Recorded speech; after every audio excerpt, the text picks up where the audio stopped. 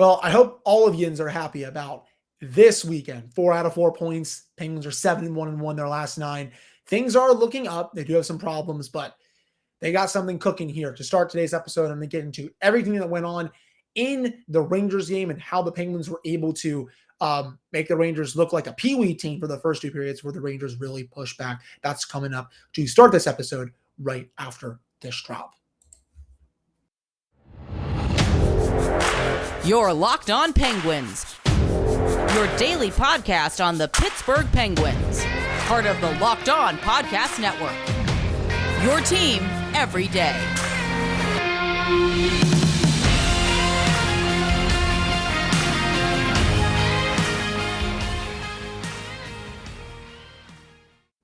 Hello and welcome back to another episode of the Locked On Penguins podcast. I'm, of course, your host, Hunter Hodes. Remember to follow me on Twitter at Hunter Hodes. Follow the show's Twitter at LSR Penguins. And, of course, thank you all so much for making this your first listen of the day. For those that are watching on YouTube, please let me know down in the comments. Give me a thumbs up. You can send me a DM. This is the first episode with a brand new webcam. I spent a decent amount of money on it. Let me know. Does it look clear? Is the quality a lot better? Let me know. I'm noticing a difference right away. Me personally, let me know how it looks like for you down in the comments, or you can send me a DM on any of my social medias. Just want to put that out there. Now, let's get into it. Penguins 4 out of 4 points this weekend. I am fired up. You all should be fired up too. Great weekend for the local hockey team. And we'll get to the Flyers game a little later on in the show.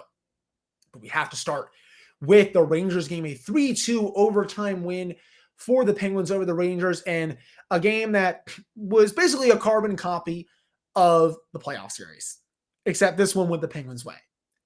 They're controlling the play, they're dominating possession, scoring chances, high danger chances, but as always, the Rangers are getting, even with Igor Shesterkin not in net, they're getting good goaltending from Halak. You never know what's going to happen with Jarry. They're keeping it close. They can strike at any point. That happened in the third period, but Penguins were able to win the game in overtime thanks to Artemi Panarin, Tripping Evgeny Malkin, and Chris Letang had the last laugh in overtime. But had a lot of the same things that we saw where the Penguins were just skating circles around them. Rangers were really atrocious in their defensive zone, and Penguins were able to score a couple of goals that, again, were pretty reminiscent of what happened in the playoff series. They got a little bit of lucky with the Jason Zucker one. They got the 5-on-3 one, really nice setup with Rickard Rakell. But even at 5v5, I thought the Penguins really delivered a decent beatdown when it comes to they were better in scoring chances, better in high danger chances, better in expected goals, lost a little bit of the battle and shot attempts. Honestly, shot attempts were about 50-50, but they were better in all the other areas, again, scoring chances, high danger chances, and expected goals. It got a little closer in the third period because that's when the Penguins really played like crap. And, a lot of times, I don't want to say this, it's hard to consistently play for 16 minutes every game in this league. You're going to have lapses, but the Penguins have been having problems for a while now in terms of third periods that I still want to see that cleaned up, but they're able to, withstand that. Tristan Jarry came up with some big saves. He let in one goal, but that really wasn't his fault. I'll get to that in just a second, but they were able to get the win, get 6 points, 2 points closer. Well, 1 point closer, I should say, to the Rangers. And, they're now 7-1 in their last 9 games. So this game, playoff feel to it, very nasty. I have come to hate, honestly, when these two teams play. And it's just because, the rivalries go in circles. Penguins Flyers in 2012 was a war zone. Late 2010s with Penguins Capitals was a war zone. Now you're seeing it play out with the Penguins and Rangers on social media and Reddit and stuff like that. It is exhausting. Just people from both sides. You got all the smooth brains up in New York, these 0 IQ people just spewing off nonsense. Then you have even people in this city doing the same stuff, 0 IQ nonsense. It's just like, please, can we just focus on hockey and stop taking personal shots and just at all fan bases? Let's just focus on the game.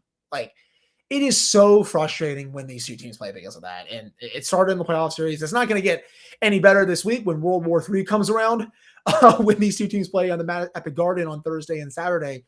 But, I've just come to loathe these games. They're just super frustrating.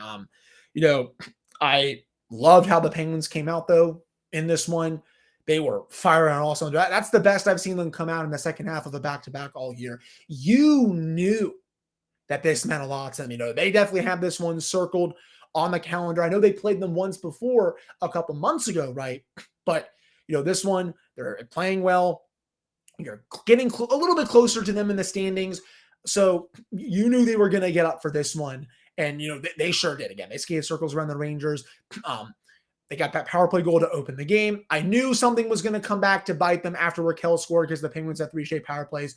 Sure enough, it did when Chris Kreider evened the game in the third period with that whole Vince Trocheck, Evgeny Malkin crap.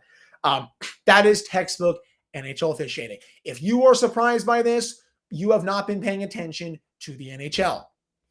That is how this works.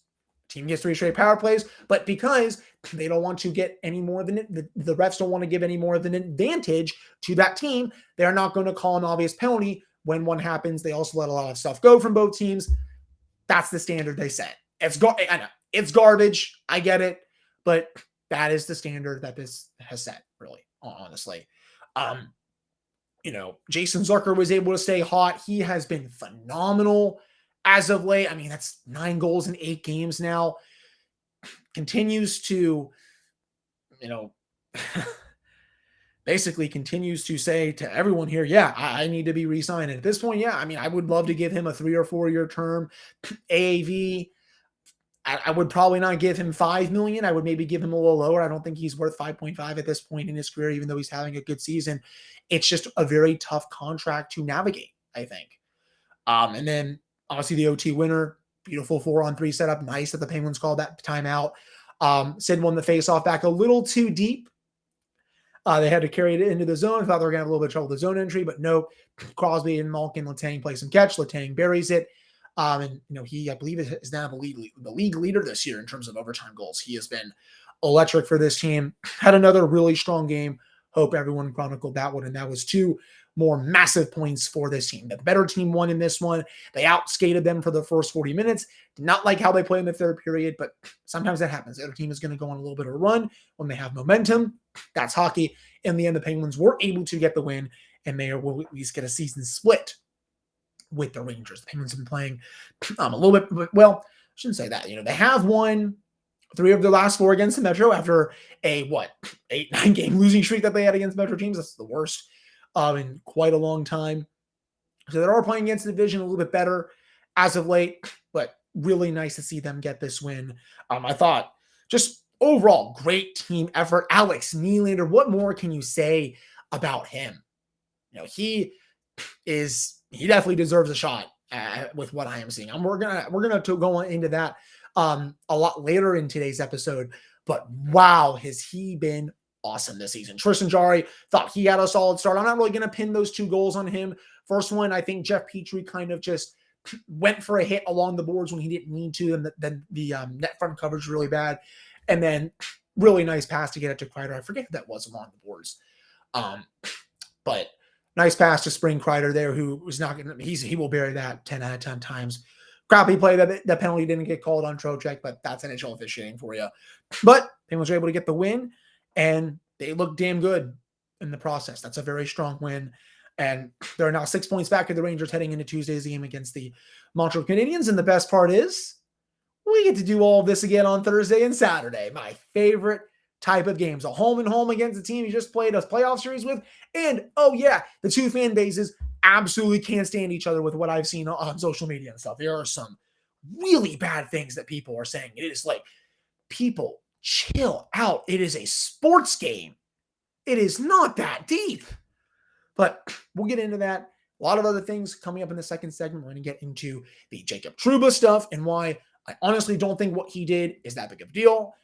And we're actually going to get into what I have more of a problem of with that kind of play coming up right after this commercial break, plus thoughts on the Flyers game as well. But before we get into that, it's time to talk about the sponsor on the screen here, Athletic Greens. Our next partner has a product I use literally every day. I started taking Athletic Greens because, I want a better gut health for myself, wanted more energy where I'd be waking up in the morning. A lot of times I wake up pretty groggy, just not really wanting to get up, but this helps a lot. So what is this? With one delicious scoop of athletic greens, you're absorbing 75 high-quality vitamins, minerals, whole food source superfoods, and probiotics to help you start your day right. The special blend of ingredients support your gut health, your nervous system, your immune system, your energy, recovery, focus, and aging. All of those things. It's lifestyle friendly, whether you eat keto, vegan, dairy-free, or gluten-free. Also costs you less than $3 a day. You're investing in your health, and it's cheaper than your cold brew habit. It's also cheaper than getting all the different supplements yourself. Athletic Greens also has over 7,000 5-star reviews and is recommended by professional athletes. Right now, it's time to reclaim your health and arm your immune system with convenient daily nutrition. It's just one scoop in a cup of water every day, and that's it. There's no need for a million different pills and supplements to look out for your health. To make it easy, Athletic Greens is going to give you a free 1-year supply of immune-supporting vitamin D and 5 free travel packs with your first purchase. All you have to do is visit athleticgreens.com/NHL Network. Again, that is athleticgreens.com/NHL Network to take ownership over your health and pick up the ultimate daily nutritional insurance. All right, we're back here in this episode of the Locked On Penguins podcast. I'm your host, Hunter Hodes. Remember to follow me on Twitter at Hunter Hodes. Follow the show's Twitter at Penguins. And of course, thank you all so much for making this your first listen of the day. So let us get into the latest surrounding the Jacob Trouba discourse, because everyone loves talking about that. I'm only going to spend a few minutes on it. I'll move on to other things. Second period, Trouba hits Alex Nylander, basically someone who's been a career AHLer for his career. In the moment, it looks like one of your standard chicken wing hits. Go through the replay, though. No. Shoulder, clean. I don't have a problem with it. Fans at the arena, they're going to say Trouba sucks and all that. Fans will be fans. I'm not a Jacob Trouba fan. I have never been a fan of his. I think he's a dirty player. What he did was to Sidney Crosby was Bush League. That's last year, though. Past is in the past. This, I don't really have a problem with the hit because it was clean. What I do have a problem with, I understand that you want to stick up for your teammate in that situation, but if you're Evgeny Malkin, where you want to really get Trouba back is on the scoreboard. And they did that at the end of the game. Who was on the ice, drawing the PK, trying to kill off that penalty when all the big guns were out there? Oh, yeah, Jacob freaking Trouba. So in that situation, when Chris Letang scores, you can literally just laugh at him going off the ice saying, yeah, nice job, bozo, something like that. I don't know. Just laugh at him. You lost, whatever, right? I just don't like when someone like Evgeny Malkin has to be the kind of player that goes in there and delivers a cross check. And, he did. He knew what he was doing. He was sticking up for his teammate. I know a lot of fans like that, but, I don't like when it's after a clean hit. You want to do that after a dirty hit or something like that, be my guess. And I've had this opinion for the last number of years now. If people are going to disagree, I totally get that. But in my opinion, I just don't feel the need. I just don't see the need to do it. It was a clean hit. Blind scroll finds a nut for this player, whatever. He was on the ice for the power play goal against. Cool. Trouba should have been called for a cross check. I think it was to Zucker who was on the ice. He wasn't. The refs will always get the guy that retaliates first. If they're not going to penalize Trouba for the hit, which you don't need to, it was clean. They're probably not going to notice him deliver a cross check to Zucker after he was confronted at it. That is how NHL officiating works here, people. That's how it is. So at the end of the day, I don't really have too much of a problem with it. If the refs let it get to that point, it was a total clown show by Dan O'Rourke and Chris Rooney. NHL officiating stinks. There's no, the Rangers get all the calls or the Penguins get all the calls. I will say this until I am blue in the face. If anyone out there believes in conspiracy theories like that another team in this league gets more calls over the other, I am sorry. You are wrong. You have no statistical or factual evidence to back that up. NHL officials are bad at their jobs. Point blank, case closed. You saw it on display today for both teams. There is no favoritism. There never has been. It's such a stupid narrative. I hate talking about it. People that say this, they don't, especially from other teams, they do not know anything about the sport. That is what I will say about that. People that think like that, they don't argue with logic or reason. They're just spewing off takes into the void. It's garbage. It's whatever. That's all I'm going to say about this, though. It was such a small moment in the game. Just wanted to spend a few minutes on it. But, overall, again, I really like the effort from the Penguins in this game. Jason Zucker, as always, was awesome. I thought the core players were great. The bottom six stepped up. I'm really liking the new third line that the Penguins have out there right now with Drew O'Connor, Mikhail Granlund, and Brian Rust. Oh, he's almost screwed that up. And Brian Rust. Actually, no, Brian Rust. Jesus Christ. Rickard Rakell. I apologize about that. They moved Rust up to the top line. It seems like any line Rakell touches just goes from crap to beautiful. I mean, that was on display like in the Flyers game and in tonight's game. At 5v5, they were on the ice for 50% of the shot attempts, also on the ice for 57% of the scoring chances and 66% of the high danger chances. That line is playing very good. It's a small sample, but I like what Rakell is bringing to Granlund and O'Connor. I was a bit skeptical at first because Rakell is not really, I guess too much. I don't want to say this. You're just adding another playmaker to, play with Granlund. Granlund is a playmaker himself. You're not really adding like another true finisher. But so far, I'm eating a little bit of crow with that. I'm really liking what I'm seeing with it. And I really want to see that line stick. That's for sure. I think the fourth line, even with, I like that Mike Sullivan finally put Jeff Carter on the fourth line. That's, in my opinion, that's, I think, the last straw until he gets scratched. And I'm not expecting him to get scratched. They love him for some reason. But I think it's probably the last straw. If he keeps playing, I don't want to contradict myself. If he has some really, really, really bad games in a row, I think they could send him down and be like, hey, this was our lineup. This was our last straw. We're going to put you on the bench, all that stuff. But I think they finally see that he's not driving play on the third line and he's better suited for a fourth line role at this right now. Mike Sullivan did it for Patrick Hornquist in 2017. He can do it now. And especially with Hornquist in 2017, he was much better of a player than Carter is at this point. If you can do it for him, I think you can do it for Carter. And I'm glad that they are. At least for right now. So I think that really wraps up my thoughts about the Ranger game. To be honest, there's really not much else to discuss. Again, I liked how Tristan Jarry played. He doesn't look too comfortable sometimes in the net. He got very lucky that Kreider didn't score on the power play. I believe that was in the second period. He had a wide open net, just shot it right back into him. Jan Rutta made a couple of nice defensive plays there to keep the puck from going out of the net. But something just doesn't seem right with his game. Marcus Pettersson, though, he's been playing the best hockey of his life. Chris Letang was awesome these last two games, especially against the Rangers, gets the OT winner. Jeff Petrie, not too big of a fan. He had his worst game score of the season in this one. Brian Dumoulin, but top six, they are driving the bus as usual. We all saw it. The depth has stepped up a little bit these last couple of games too, but they're winning games because the top six has been driving the play. And they will not go anywhere unless the top six plays well.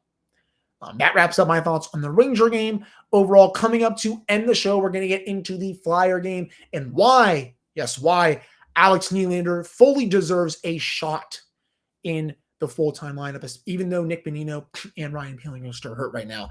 But I'm going to tell you why he definitely deserves a full shot, even once the playoffs roll around, because I do think it's getting more likely that this team is going to get in. But before we get to that, if you're looking for a delicious treat but don't want all the fat and calories, then you got to try a Built Bar. We just got through the holidays. I know my goal is to eat a little healthier this year. If you're like me, where you want to eat healthier but don't want to compromise taste, then I've got just a thing for you. You got to try Built. With Built, healthy is actually tasty. Seriously, they are very delicious. You won't think they're good for you. They're also perfect for your New Year's resolution. And they come in great flavors like churro, peanut butter brownie, and coconut almond. And you can go to your nearest Walmart today. You can also go to your Sam's Club, get cookies and cream, a box of chocolate, coconut puffs, all that good stuff. If you're, trust me, it is all awesome. Any one of those flavors will do, and you can thank me later when it comes to that. All right, I'm back in this episode of the Locked On Penguins podcast. I'm your host, Hunter Hodes. Remember to follow me on Twitter at Hunter Hodes. Follow the show's Twitter at Locked On Penguins. And of course, thank you all so much for making this your first listen of the day. We are free and available on all platforms. And yes, of course, there was another game this past weekend. The Penguins blitzed the Flyers 5-1 in a game that was, a lot closer than the final score indicated. Penguins win 5-1. And, the Penguins, again, this was a very close game against the Flyers. So the Flyers, they should have been blowing this team out well before they got all their goals later in the third period. They lost the battle at shot attempts at even strength. Heck, but they did win the battle in scoring chances and high danger chances. And they won the battle and expected goals. I thought the Penguins kind of walked a little bit in the first period, second period as well, even after they got that goal to make it 2-1. The third period, though, I think they really turned it up. That was probably some of the best hockey I've seen them play while defending lead. They were very active, very on their toes, not really turtling. It was kind of the opposite from what we saw against the Rangers on Sunday, where the Rangers really turned it on the third period and the Penguins were just flat-footed. Maybe it was partly due to them playing on Saturday, not having as much of their legs, but the Rangers also played the night before and they had their legs for that period. So I'm not really going to buy into that too much. But they still defended that lead very well, were able to get the insurance goal, make it 3-1, and then got the empty netter, and then Mikhail Granlund scored. This is what you are supposed to do against the bad teams. Penguins, they have an advantage with their schedule here down the stretch where they are going to play some teams that are currently out of the playoff positioning. And it all starts on Tuesday against the Canadiens. They play them. They play the Senators, who are also, as of this recording right now, if I can find the score, they're down 4-1 at the second intermission. That's going to be other help for the Penguins. You play them, who are out of the playoff race. They will play Washington, Detroit, Nashville, Philadelphia again, Detroit, Chicago, and Columbus. So in total, 1, 2, 3, 4, 5, 6, 7, 8. Penguins have 16 games left. Half of those games are against teams outside the playoff positioning. You have to win those games. You have no excuse. They're below you in the standings. You are fighting for something more than they are. And there are no excuses to not show up in those games. We saw that in this one. No excuses. They're able to they find their game in the third period. The Flyers are not a good offensive team. They didn't really get any offensive zone time in the third period like they did in the first. That was very weird to see. The Penguins were not playing well defensively at all in the first period. Casey Smith probably let in one of the worst goals I've ever seen him let in. He even said the same thing after the game. He said that's probably the worst goal I've ever let in his league. Credit to him, though. He bounced back, made some crucial saves for this team to stay, at 1-1, even after the Penguins made it 2-1. Going into the third period, Flyers had a couple power plays. Smith made a couple of beautiful saves on those power plays. I think one of them was on Tippett, when he lunged his stick out like that towards the right side of the net. Really nice save from the backup netminder. We were all crucifying him on social media, rightfully so. Was very inconsistent. He's just been a very inconsistent goalie, this season. But when needed to, he crawled back out of that hole that he went in after allowing that goal, and he played some of the finest hockey that he's played all year. Shout out to him. Nice job. But just a solid third period to beat a team that you are supposed to beat. Jason Zucker also scored in that game. Again, where would they be without him? He has been electric this season. 23 goals now on the season. He might hit 30 by the end of the season, which will in fact be, I think one of my bold predictions will hit. I said he was going to score 25 to 30 this season. I think we're going to get that. So I'll take the W on that. Sidney Crosby, anytime goal against the Flyers. You all know how that works. Anytime they play the Flyers, you can just go onto your FanDuel account or whatever betting app you have. We obviously have FanDuel here for Locked On. Go on there, place an anytime goal scorer. You'll come away with at least a little bit of cash. Mikhail Granlund, nice to see him get on the score sheet. Really nice shot to make it 5-1. If they can get more out of him like that down the stretch, that's going to ease the concerns that I and a lot of other people had regarding the trade. Again, overall, really liked what I saw in those final 20 minutes. Honestly, the last 25 to 30 minutes, I thought the Penguins were the much better team. The Flyers just bring nothing offensively. The only goal they scored was one that probably does not even go in ECHL goalies. So outside of that, they didn't really threaten offensively. Good to get that win and a really solid weekend for this team. 7-1-1 their last 9 games. They are playing some very, very good hockey. But to end the show, Alex Nylander, welcome to the big club. You should be staying here for the rest of the season. I am not some big, again, I said this last week, I'm not, this big, massive Alex Nylander simp or anything like that. But, the more I watch him, the more I'm like, wow, he really couldn't be playing over Brock McGinn and Kasperi Kapanen based on, what he's done so far. I mean, I know he hasn't scored, but he looks like a natural next to Evgeny Malkin and Jason Zucker. This is the finest hockey I think he's ever played in his career. And he's been in the minor leagues for most of his career. When he was in the NHL, played for a couple really bad teams, especially Chicago, who are also really poorly coached. Now he's in a good system. He's finding his game, especially down in Wilkes-Barre with J.D. Forrest. Now he comes up to the big club, playing top 6 minutes, has gotten some really quality chances. He just hasn't put one in the back of the net yet. But even outside of that, his passing has been beautiful. His defensive work has been really solid.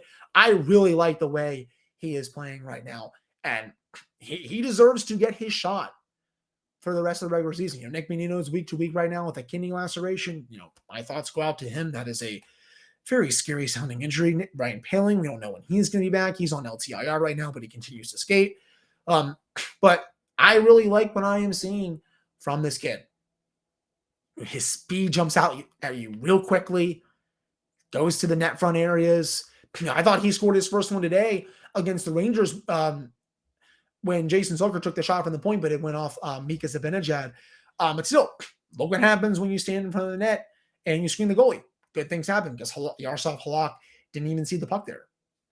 Goes to the front of the net, blazing speed. He had that 2-on-1 late in regulation against the Rangers today. Keandre Miller caught flat-footed.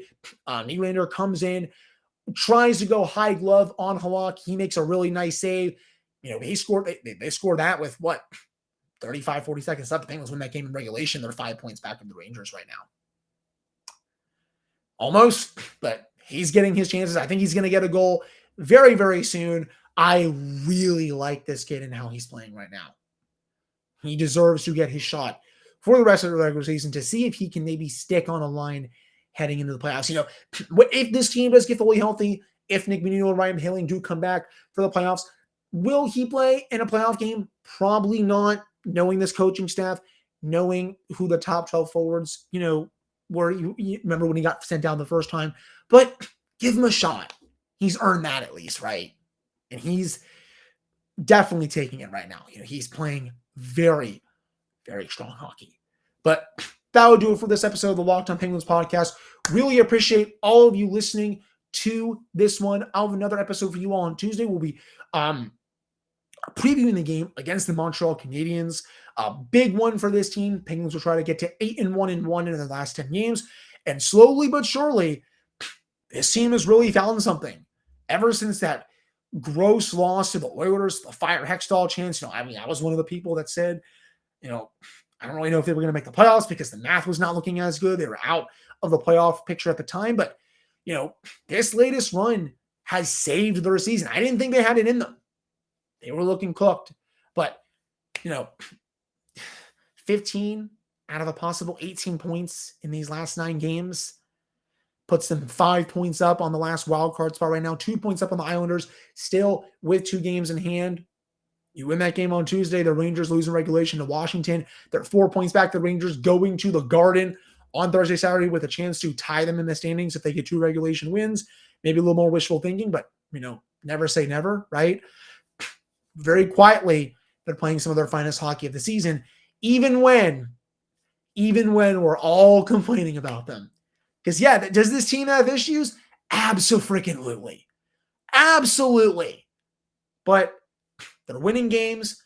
They're staying in the playoff race. They keep this up. They will be going back to the playoffs for another season. So that's how I win this episode of the Locked On Penguins podcast. Really appreciate all of you listening and watching. Again, let me know if you're watching on YouTube. How does the new webcam look? Spent a good chunk of money on it. I think it looks really good. I think the setup for the room looks nice as well. Can add some stuff back here. Really excited about this. Was one of the last things I wanted to invest in for the show to make it look like, one of the best out there, which I think, my show is, but I'm also a little bit biased, right? But thank you all so much for listening. Really appreciate it. I'll talk with you all on Tuesday. And based on right now, I think I will be there for that game. So again, talk to you all on Tuesday.